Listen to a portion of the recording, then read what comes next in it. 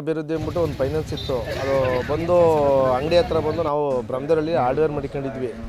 ಹಂಗಾಗಿ ಅಲ್ಲಿಗೆ ಬಂದು ಇದು ಪಿಗ್ನಿಕ್ ಕಟ್ಸ್ಕೊಂಡು ಹೋಯ್ತಿದ್ರು. 1 ವರ್ಷ ಕಟ್ಟಿದ್ವಿ, ಅದು ಅಮೌಂಟು ರೀಫಂಡ್ ಆಗಿತ್ತು. ತಿರ್ಗಾ ಕಂಟಿನ್ಯೂ ಮಾಡ್ಕೊಂಡು ಹೋದ್ವಿ. ಈಗ ಕದಾಯಕ್ಕೆ ಹೊಂಟೋಗ್ಬಿಟ್ಟವ್ರೆ. ಏನು ಮಾಡೋದು ಅನ್ನೋದೇ ಗೊತ್ತಿಲ್ಲ ನಮಗೆ. ಇಲ್ಲಿ ಅವರು ಆಫೀಸ್ ಹತ್ರ ಬಂದರೆ ಕ್ಲೋಸ್ ಮಾಡ್ಕೊಂಡು ಹೊಂಟೋಗ್ಬಿಟ್ಟವ್ರೆ. ಈಗ ಕಂಪ್ಲೇಂಟ್ ಕೊಟ್ಟಿದ್ವಿ, ಅದಕ್ಕೂ ಯಾರೂ ರೆಸ್ಪಾನ್ಸ್ ಇಲ್ಲ, ಏನಿಲ್ಲ. ಈಗ ನಾವು ಏನು ಮಾಡಬೇಕು ಅನ್ನೋದೇ ಗೊತ್ತಿಲ್ಲ. ಸುಮಾರು ನನ್ನಂತರ ಹೆಚ್ಚು ಕಮ್ಮಿ ಸುಮಾರು ಹೆಚ್ಚು ಕಮ್ಮಿ 200-300 ಜನ ಮೇಲಿದ್ದಾರೆ ಮೋಸ ಹೋಗಿರೋರು.